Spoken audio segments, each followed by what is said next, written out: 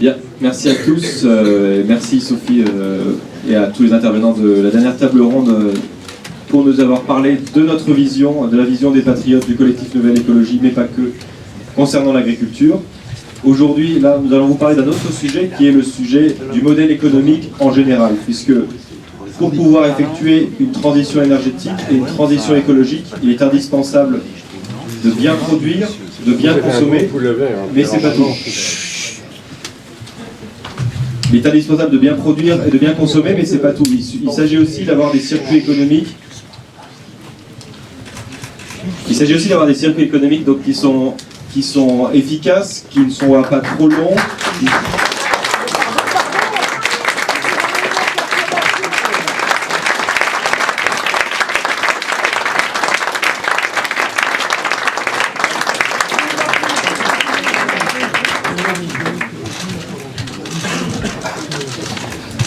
Alors, notre présidente Marine Le Pen, dont nous saluons la présence, a eu l'occasion d'ailleurs de le préciser ces derniers jours dans ses déplacements à Mayotte et à l'île de la Réunion. Il est indispensable de consommer local, de mettre en place des circuits courts pour que les produits, une fois bien produits et bien consommés, ne fassent pas des dizaines de milliers de kilomètres entre leur lieu de production et leur lieu de consommation, qu'ils soient recyclés dans les meilleures conditions et qu'ils n'aillent pas terminer leur jour dans le golfe de Guinée ou je ne sais où. C'est pourquoi nous voulons proposer un contre-modèle à cette mondialisation qui dérégule, qui broie les hommes, qui est dangereuse pour l'environnement. Bon, sur le plan national, l'écologie politique est un véritable échec, c'est peu de le dire. Les gouvernements passés de droite comme de gauche ont complètement capitulé face à cette dérégulation et à cette mondialisation sauvage, avec un État de plus en plus démissionnaire. Jacques Chirac disait il y a quelques années que notre maison brûle et que nous regardons ailleurs. C'est pas faux, mais aucune décision conséquente n'a été prise pour enrayer cette mondialisation sauvage, que ce soit par les traités de libre-échange, que ce soit par l'OMC, que ce soit par la construction européenne de plus en plus destructrice. Une nouvelle écologie donc passe par un profond changement de paradigme, et c'est le rôle de cette table ronde de préciser notre vision précise à la fois des circuits économiques, de la façon dont un produit doit être conçu, traité et finir sa vie. C'est pourquoi le collectif Nouvelle Écologie, depuis sa création il y a 2 ans, et je tiens à saluer et à remercier les centaines de membres du collectif, tous ceux qui ont été impliqués à un moment ou à un autre, et toutes les antennes locales qui ont travaillé, puisque ce travail est le fruit de leurs travaux depuis déjà près de 2 ans.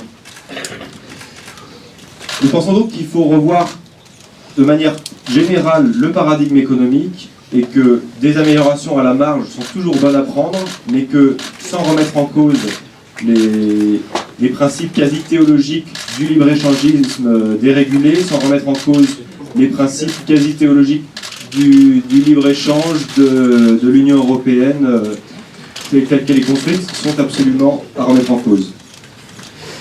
Donc ce modèle actuel détruit notre environnement, pille les ressources du monde entier, et est un problème également pour la santé de nombreux Français et d'habitants du monde entier d'ailleurs. Bref, cette mondialisation dérégulée et sauvage et ce libre-échangisme effréné sont un poison. Mais il y a un antidote. Cet antidote, c'est Marine Le Pen pour la France, et c'est la souveraineté qui nous permettra de remettre en cause cette mondialisation et ce modèle qui détruit tout.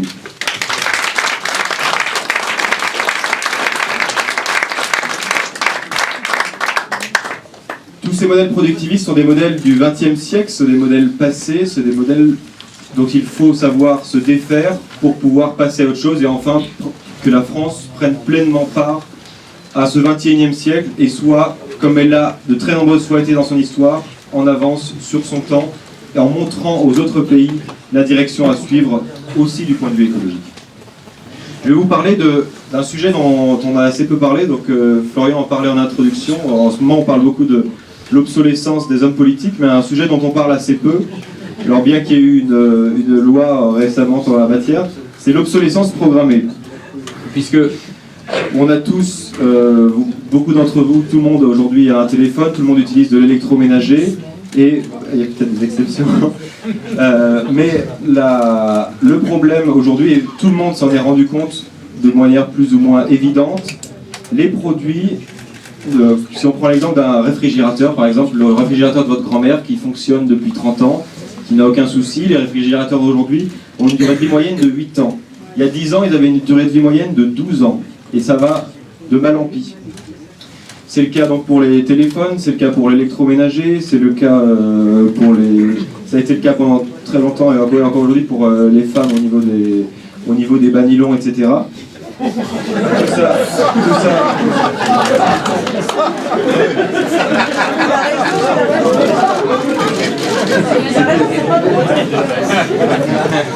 Nous sommes le premier parti féministe de France. Donc, il y a, quand on met en place un produit, quand un nouveau produit arrive sur le marché, on ne peut pas, dès le départ, avoir des technologies qui le font durer parce qu'ils viennent d'être mis au point. Ça, c'est quelque chose de technique qui est parfaitement compréhensible par tout le monde. Par contre, un réfrigérateur ou des ampoules ou des télévisions qui utilisent des technologies qu'on connaît depuis très longtemps, il est absolument anormal qu'ils aient une durée de vie de moins en moins longue. Parfois, cela vient du fait qu'il n'y a aucun effort qui a été mis pour permettre leur durabilité. Parfois, c'est beaucoup plus grave, puisque si on prend l'exemple des téléviseurs, avec des marques qui mettent sur le marché des téléviseurs tous les 6 mois ou tous les ans, ils se rendent bien compte des soucis qu'il peut y avoir dans la conception, en mettant des pièces sensibles à la chaleur juste à côté des sources de chaleur les plus importantes dans le téléviseur. Pas de chance. On ne peut pas dire seulement que ça vient du fait que c'est un problème de conception, puisque étape après étape, c'est de pire en pire de ce point de vue-là. Il y a d'ailleurs eu de nombreux pays, et dont la France, qui ont commencé à légiférer sur ce sujet de l'obsolescence programmée, mais c'est loin d'être assez, puisque les constructeurs et les différents lobbies industriels ont imposé leur vue ou ont réussi à convaincre un certain nombre de parlementaires de différents pays, ce qui fait que de très bons amendements qu'on a pu voir passer dans différentes assemblées ont été refusés, et ça a créé aujourd'hui des drames absolus. Quand on voit les ressources qui sont utilisées dans les batteries, dans les composants pour les nouvelles technologies, qui sont de plus en plus rares, et dont on n'a pas des stocks illimités, qui sont complètement en train de disparaître. Donc on dépend déjà de tout cela, mais on va dépendre de plus en plus. Derrière, on recycle pas ou très peu, et tout ça finit dans le golfe de Guinée, en Inde ou dans le sous-continent indien. Alors, du point de vue de la toxicité, c'est dramatique. Du point de vue de l'approvisionnement en ressources stratégiques, c'est dramatique pour nous et pour tout le monde. Et d'un point de vue de ce que la France et les consommateurs français exportent à l'étranger en termes de déchets qui polluent des centaines de milliers de litres d'eau, c'est vraiment pas les meilleurs cadeaux que les consommateurs en général, quel que soit leur pays, peuvent faire aux autres. C'est pourquoi nous sommes une force de proposition, nous trouvons cette situation absolument inacceptable, et les patriotes du collectif Nouvelle Écologie ont de nombreuses propositions sur ce sujet, et d'ailleurs nous donnerons à notre présidente Marine Le Pen nos 21 propositions pour l'écologie de demain à la fin de cette conférence. Et parmi les propositions, c'est pas si compliqué que ça, il suffit juste d'avoir de la volonté. Par exemple, pour tout ce qui est électroménager ou pour tout ce qui est téléphone portable ou produits high-tech, enfin haute technologie, il y a aujourd'hui des garanties légales qui ne sont pas toujours très bien appliquées par ailleurs. Énormément de produits peuvent aujourd'hui physiquement être produits avec une durée légale plus importante. Et de ce point de vue-là, très peu de choses a été fait pour augmenter cette durée légale. Et bien, je peux vous dire que si du jour au lendemain, on double la garantie légale du réfrigérateur, qui actuellement a une durée de vie moyenne de 8 ans, et que demain, on met une durée de vie moyenne de 10 ans, de 12 ans, ben vous pouvez être assuré que dans les 2 ans, vos frigos que vous achetez dureront au moins 12 ans, il n'y aura pas de souci par rapport à ça. C'est des équations économiques et c'est aux décideurs politiques de fixer un cap clair, puisque les industriels, pour tous ces produits, savent produire des choses qui durent plus longtemps. Il y a également beaucoup à faire du côté des recycleries, par exemple, qui font un très bon travail, qui ne sont pas assez connus en France et qui ne sont pas forcément assez mises en avant et assez aisées. Ça crée ce sont des structures qui créent énormément d'emplois, parfois d'insertion d'ailleurs, qui sont implantées dans toute la France actuellement, mais qui sont très peu connues malheureusement, et qui permettent de réparer ou de reprendre des meubles qui peuvent être revendus à un prix très bas, ce qui permet à des personnes qui ont des pouvoirs d'achat faibles d'acheter des meubles ou de l'électroménager qui fonctionnent. Ça permet d'avoir un service public du recyclage. Les recycleries doivent vraiment, de la réparation, pardon. Les recycleries qu'on a disséminées partout en France doivent être un service public de la réparation pour permettre d'augmenter cette durée de vie. Et ça se fait partie des nombreuses propositions qu'on a et qu'on remettra à Marine Le Pen, mais on n'a pas beaucoup de temps, m'a-t-on dit, donc je vais passer la parole aux intervenants suivants. En tout cas, l'idée qu'il faut garder, c'est que les améliorations à la marge sont bien, mais il faut changer le paradigme et il faut avoir la souveraineté pour faire quelque chose de concret du point de vue du modèle économique. Merci.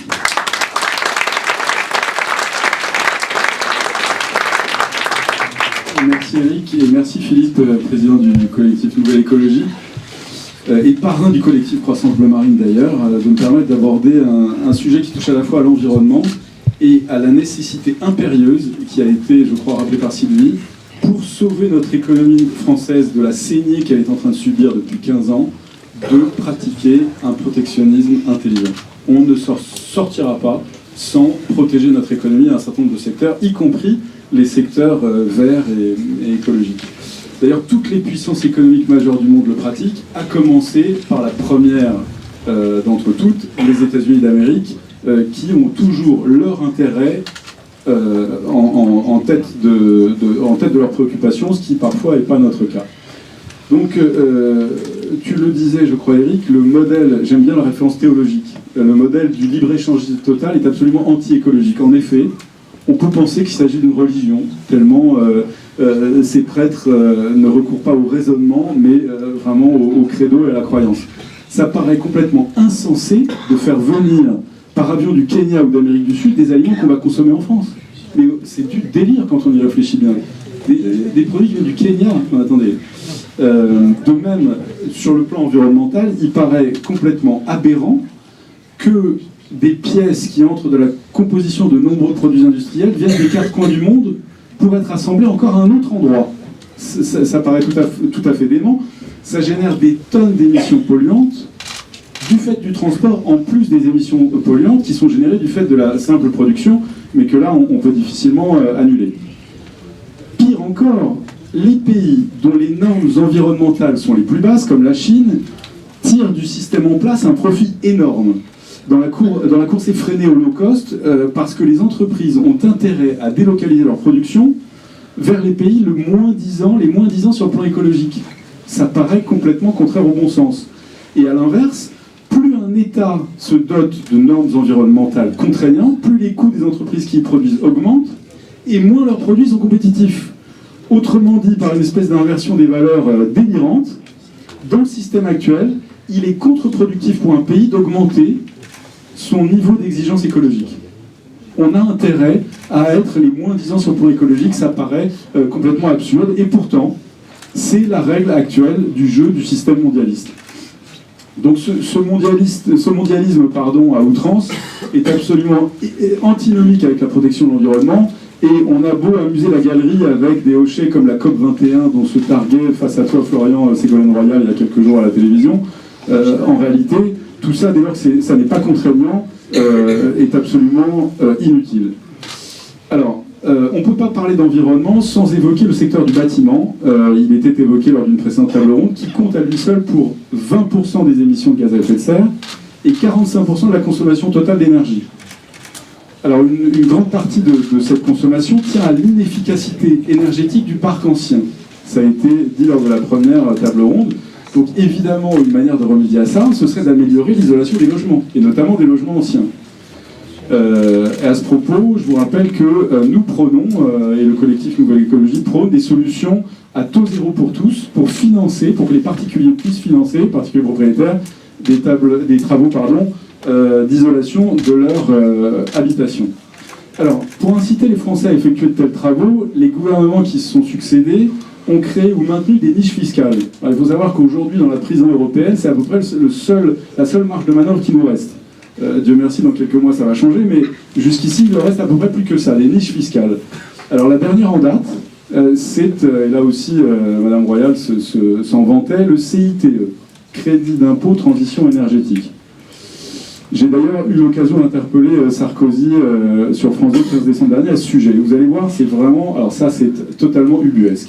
C'est un dispositif qui permet, lorsqu'on investit 10 000 € dans l'isolation de sa maison, de récupérer 3 000 € sous forme de crédit d'impôt. Alors attention, c'est du crédit d'impôt, ça veut dire que si vous payez 3 500 € d'impôt, vous faites 10 000 € de travaux, vous avez 3 000 de crédit, il vous reste 500 € d'impôt à payer. Donc c'est vraiment quelque chose. D'ailleurs, ça coûte pratiquement, enfin un peu plus d'1,5 milliard à l'État français chaque année. Mais vous me direz, à la bonne heure, ça permet aux industriels français de faire tourner leurs usines pour fabriquer des matériaux d'isolation, et ça permet aux artisans locaux de travailler chez vous, chez moi, pour remplacer les fenêtres, créer une isolation thermique par l'extérieur. Donc c'est doublement vertueux. Vous allez voir que c'est absolument fou, parce que qu'est-ce qu'on observe dans les faits? Dans les faits, on observe que beaucoup des marchés de production de matériaux d'isolation thermique échappent aux fabricants français, qui sont en concurrence déloyale sur le plan environnemental, fiscal et monétaire à l'intérieur même de la zone euro. Autrement dit, vous pouvez commander pour chez vous des fenêtres ou des matériaux d'isolation en pensant qu'ils sont fabriqués dans une usine en Touraine ou en Alsace, et pas du tout. En fait, ça se fait tourner une usine en Pologne ou en Roumanie pour venir équiper nos maisons. Vous voyez le délire, mais ça n'est pas fini. Ces usines en Pologne et en Roumanie sont subventionnés par une UE qui nous coûte déjà, une Union européenne pardon, qui nous coûte déjà 9 milliards d'euros par an, pour s'équiper en machines-outils allemandes du dernier cri. Est-ce que vous voyez le délire? C'est-à-dire que nous, les contribuables français, on paye 9 milliards d'euros par an à l'UE.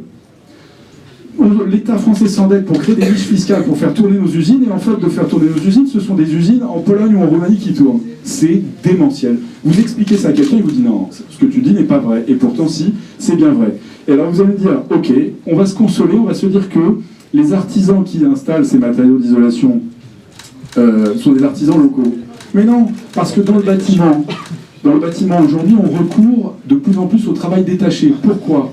Parce que le travail détaché permet de faire venir des ouvriers roumains, slovaques. Je vous rappelle que le SMIC en Roumanie est de 217,50 €. 217,50 €. Comment voulez-vous qu'un entrepreneur de bâtiment en France puisse lutter? Eh bien, la boucle est délirante et bouclée. Ce crédit d'impôt permet de faire tourner des usines en Pologne et de faire travailler des travailleurs détachés qui payent leur... Et le scandale, c'est que on nous contraint normalement, on doit les payer au prix d'un ouvrier français, ça n'arrive jamais, mais soit. Mais les charges sociales sont payées dans le pays d'origine. En vertu de quoi? De la directive détachement qui a été validée par les gouvernements UMPS qui se succèdent depuis plusieurs décennies et qui ont permis l'organisation de l'euthanasie du tissu de PME du bâtiment français. C'est dément, c'est démentiel. Excuse-moi, je me présenterai à la fin si tu veux bien, Eric, d'accord? Parce que là, je suis lancé et maintenant... bref, excusez-moi, c'est vrai que le sujet me tient particulièrement à cœur. Alors, je vous disais... Alors, un autre exemple navrant, pardon, de l'antipatriotisme économique primaire qui est pratiqué. Car nous, et Marine Le Pen en est le héros, le chantre, nous prenons le patriotisme économique, qui va nous permettre de réduire le chômage. On nous dit contre le chômage, on a tout essayé. Non, il y a un truc qu'on n'a pas essayé, c'est le patriotisme économique. Et en ce moment, qu'est-ce qui est pratiqué? L'antipatriotisme économique. On parlait des énergies renouvelables tout à l'heure. Prenons l'exemple de la filière du photovoltaïque. Eh bien, cette filière du photovoltaïque, ça aurait été une bonne opportunité pour développer une véritable industrie en France de la production de panneaux photovoltaïques. Mais du fait de la concurrence, encore une fois, déloyale sur les plans social, environnemental et monétaire à laquelle la filière française est soumise, eh bien qu'est-ce qui se passe? Et de l'impossibilité pour EDF de pratiquer le moindre patriotisme économique, qu'est-ce qui se passe? Vous avez un projet de créer une ferme solaire. Ça nécessite des investissements qui sont importants. Et d'ailleurs, je crois que c'est Frédéric qui le disait, on a un gros potentiel sur les grandes surfaces de panneaux solaires. Mais ça, il faut investir des montants importants. Donc il faut aller se financer auprès des banques.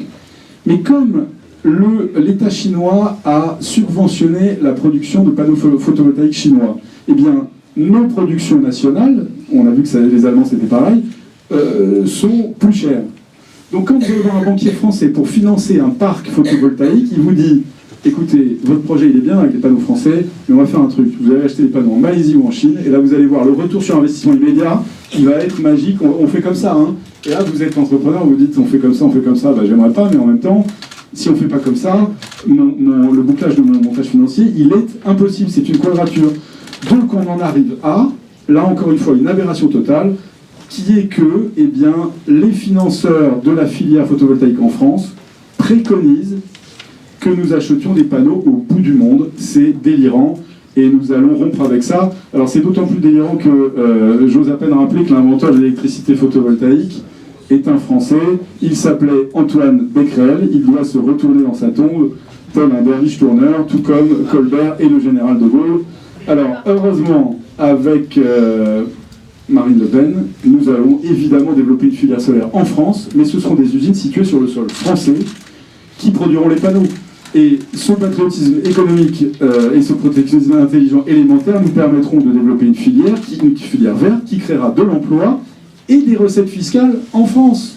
Et comme nos amis américains, on va mettre notre intérêt en premier. Ça paraît normal. Voilà. Entreprise, État, consommé. Tout le monde va s'y retrouver, évidemment, et je n'ai pas parlé de notre balance commerciale qui est déficitaire de manière chronique depuis la création de l'euro. Sur les 12 derniers mois, tenez-vous bien, le déficit commercial de la France était de 21 milliards d'euros, pendant que l'Allemagne, qui a sa monnaie, l'euro, engrangeait un excédent commercial de 308 milliards de dollars. Moins 21 milliards pour nous, 308 milliards d'excédent pour l'Allemagne. C'est fou. Eh bien, dans le même temps, 1 million d'emplois industriels français ont été détruits.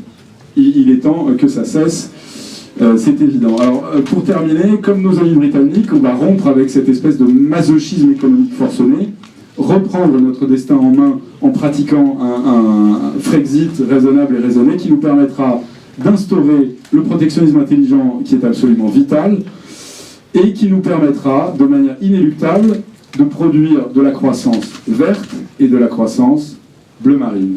Je vous remercie.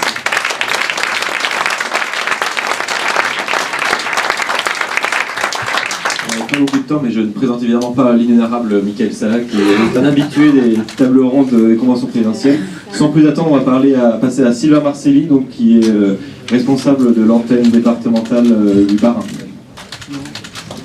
Merci beaucoup.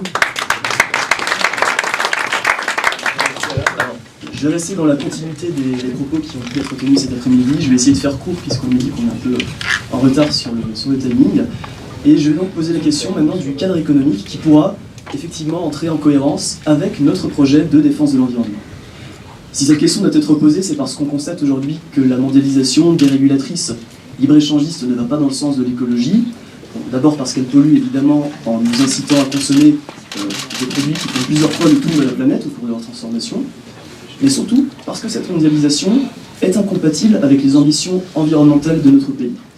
Dans le domaine agricole, par exemple, la France interdit l'usage de certains pesticides considérés comme trop dangereux pour la santé, mais on importe dans nos grandes surfaces des aliments étrangers qui ont été traités par ces mêmes pesticides. Or, il faut être cohérent. Si on demande aux agriculteurs français de faire un effort, alors on doit exiger au moins un effort équivalent de la part des producteurs étrangers qui veulent importer en France. Mais en ne le faisant pas comme aujourd'hui, nos élites se rendent coupables d'une mort économique programmée de nos agriculteurs parce qu'ils se retrouvent face à une concurrence déloyale qui ne se donne pas les mêmes contraintes environnementales, ce qui ne laisse donc aucune chance aux producteurs français dont les coûts de traitement sont parfois jusqu'à 10 fois plus élevés qu'à l'étranger. Et on touche là au véritable fond du problème, parce que cela nous montre que l'écologie ne peut pas se limiter à de simples interdictions de pesticides ou à des mesures répressives, comme cela se fait systématiquement aujourd'hui. Et au lieu de cette écologie punitive et inefficace, nous devons défendre le principe d'une écologie constructive, qui ne va pas seulement combattre une pratique en l'interdisant, mais qui s'attachera d'abord à créer les conditions, notamment économiques, qui permettent effectivement de s'en passer. Et pour ce faire, il faudra faire rupture avec les politiques de l'UMP, des Républicains et du PS, qui font mine de vouloir faire de l'écologie, mais qui brisent un à un les derniers remparts qui nous protègent de la mondialisation. Et puisque cette dernière favorise les pratiques les plus déplorables d'un point de vue environnemental, social et humain, on l'a dit tout à l'heure, alors nous devons nous affirmer contre cette idéologie en protégeant nos frontières, nos lois ainsi que notre souveraineté. Dans ce projet, nous souhaitons que les structures publiques de notre pays prennent leur part de responsabilité et cessent de s'alimenter ou de s'équiper systématiquement à l'étranger alors qu'il est possible de le faire en France. Il n'est pas acceptable, en effet, que l'argent public soit utilisé pour enrichir une concurrence déloyale alors qu'elle met à mal notre économie et qu'elle fait usage de pratiques déplorables qu'on prétend combattre.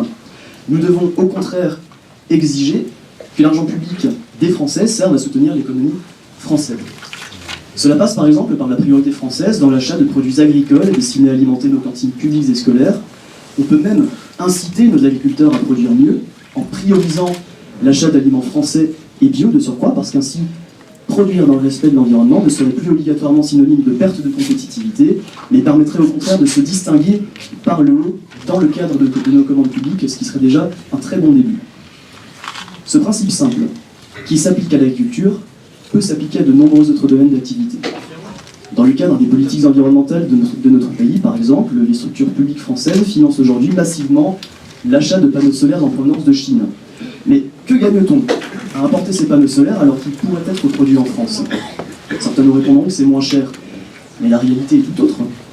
D'abord, parce qu'acheter un panneau solaire français 20% plus cher en apparence coûte en réalité moins cher à la France, puisqu'elle récupère une partie de cette somme au travers des taxes et des charges sur ses activités.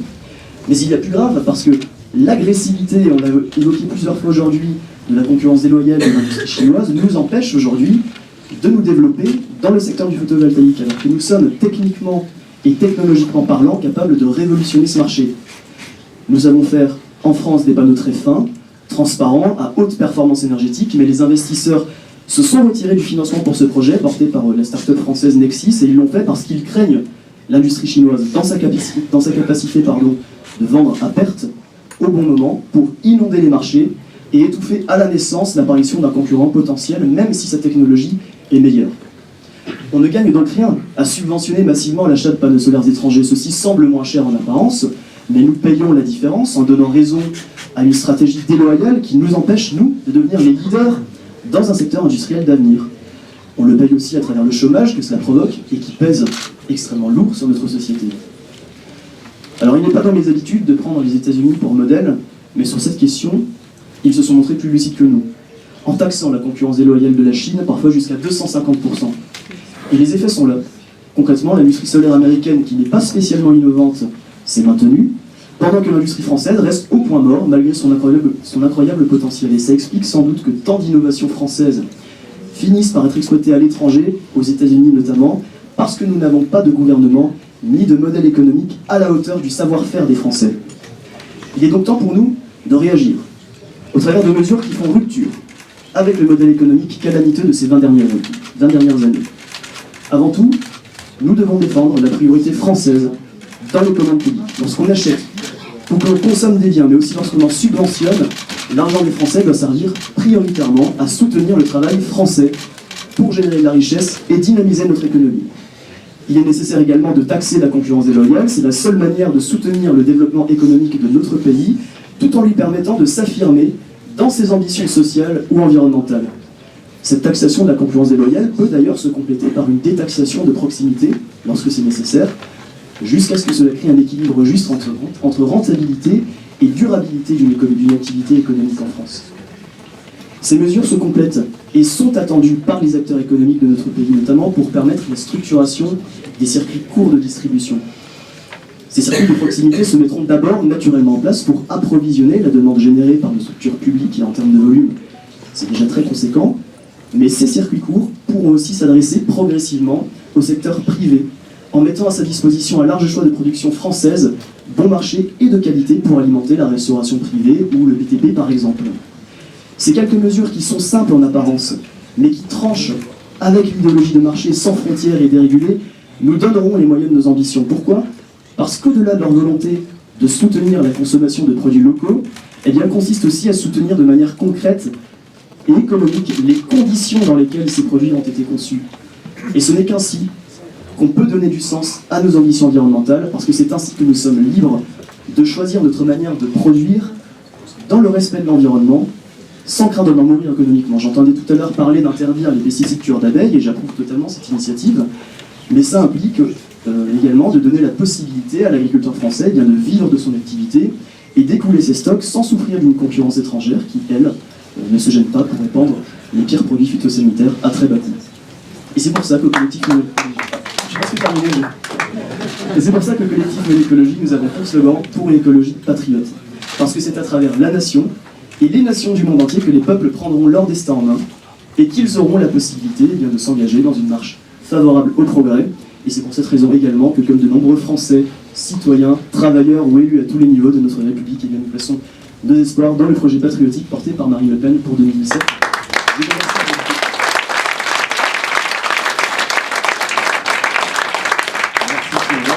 Sans plus attendre, Pascal Plaza, qui est notre responsable local en Indre-et-Loire, en Touraine.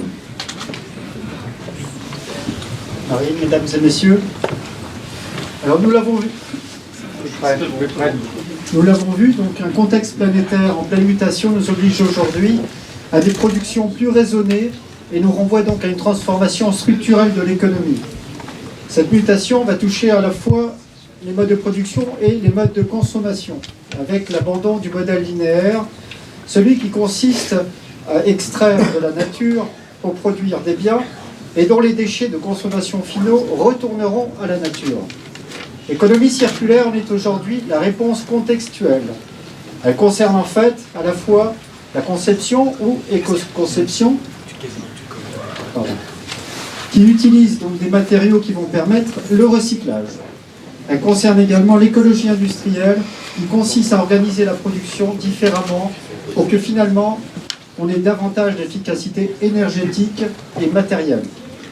Et tout cela donc par le biais de processus économiques, d'innovation importante pour permettre une diminution des émissions nettes de déchets, mais aussi, bien entendu, une diminution en amont de l'utilisation des ressources naturelles. L'économie circulaire fait aujourd'hui partie de ces mots qu'on utilise donc à tort et à travers et que l'on voit partout sur les plaquettes RSE des entreprises et des collectivités, mais qu'on ne voit au final que très peu. Une véritable arlésienne semble-t-il, mais cela est faux pourtant. Il existe en effet de nombreux exemples pionniers en France et à l'étranger qui fonctionnent déjà très bien et qui ont le vent en poupe. Ces projets font sens et sont particulièrement efficaces. Ils nécessitent néanmoins souvent une impulsion politique forte à destination des acteurs économiques et aux citoyens. On pense bien sûr à l'ensemble des bouchons de bouteilles qu'on transforme en de nombreux types d'objets utiles au quotidien. C'est un succès français, mais c'est un piège de s'arrêter là, avec le risque d'être perçu comme un effet de mode. Si le modèle que nous défendons est un colbertisme vert, un colbertisme, nous savons aussi regarder ce qui fonctionne à l'étranger et dans ce 21e siècle préoccupé des questions environnementales. Nous pouvons alors nous inspirer de ces modèles, voire de les adapter à notre pays. Avec la collecte citoyenne, la ville de San Francisco recycle aujourd'hui 80% de ses déchets et qui sont donc ces déchets un atout économique pour cette ville. Sans parler du soft power, rayonnement mondial dans notre belle langue, induit par des plans ambitieux en matière d'écologie. Tout n'est pas jeté chez les bobos, et il y a probablement une part de recyclable à exploiter en cherchant bien. À l'heure où les prix de matières premières s'envolent, c'est un potentiel formidable de progrès en termes de compétitivité pour nos entreprises. Le tout dans la justice sociale et le bon sens. À nous d'être plus ambitieux en matière de recyclage, quel gâchis de détruire autant de richesses qu'on ignore. Les solutions ne manquent pas, et en France, comme chacun sait, on a des idées. À nous donc de développer un cadre favorable et des prises de conscience, plutôt que de se contenter d'être dans le tout taxe, le tout contrainte, et en contrepartie le tout subvention aveugle. On le répétera jamais assez, l'écologie punitive est une impasse, et il faut aller vers plus de pragmatisme si nous voulons réussir ce grand défi qu'est l'économie circulaire, et plus largement le développement durable. Je vous remercie.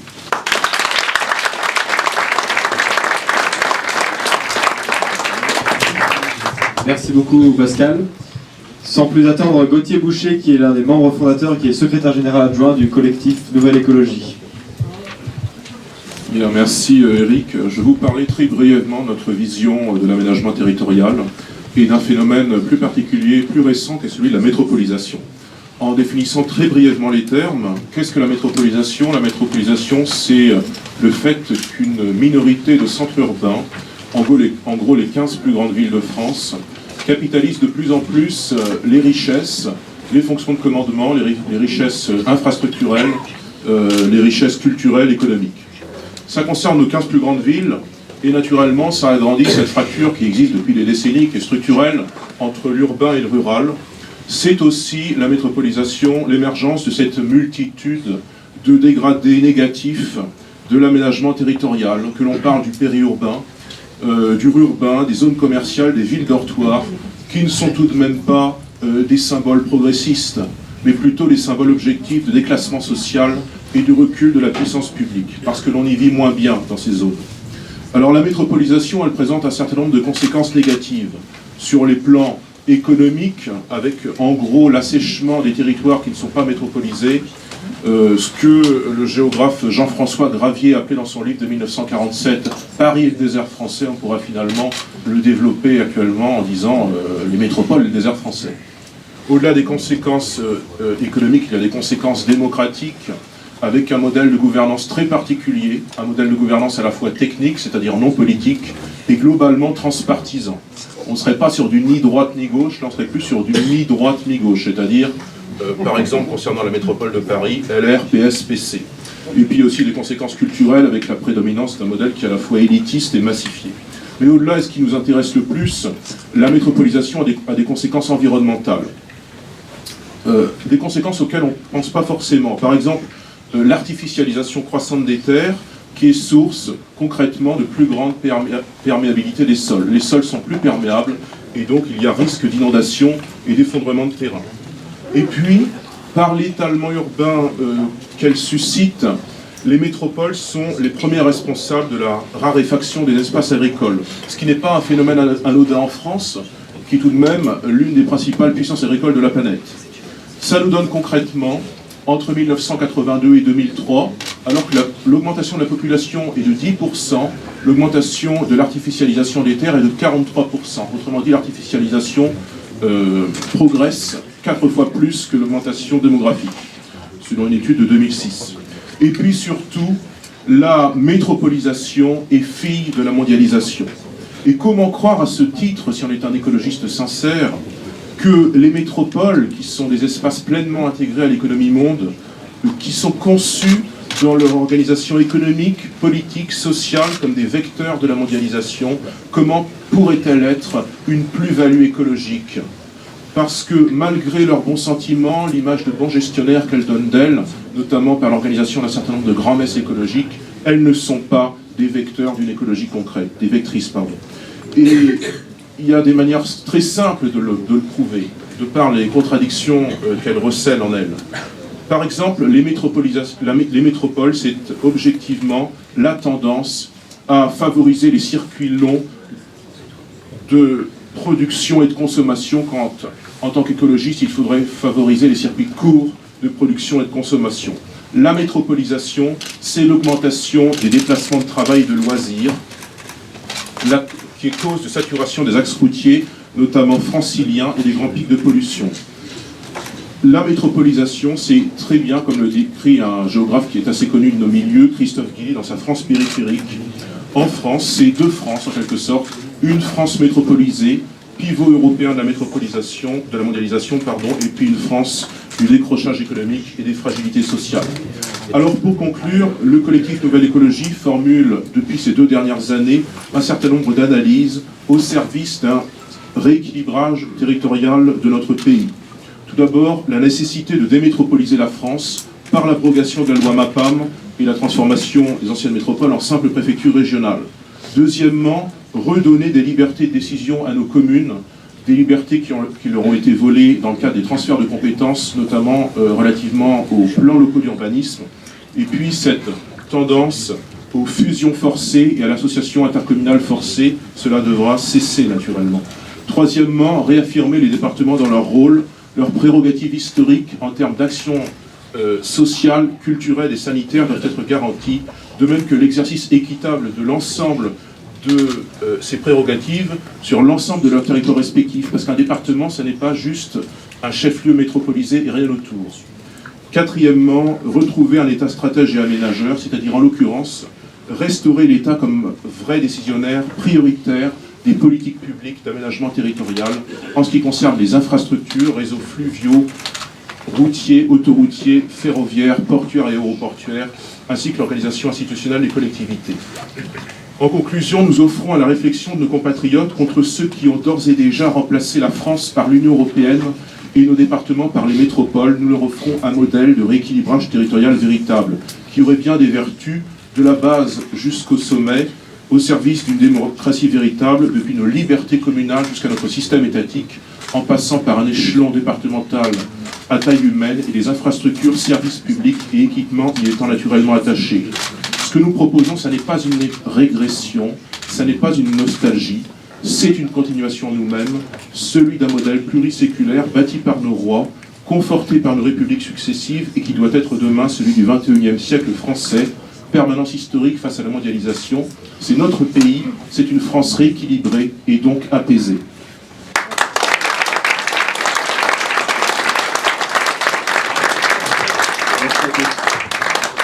Sans plus attendre, nous allons rendre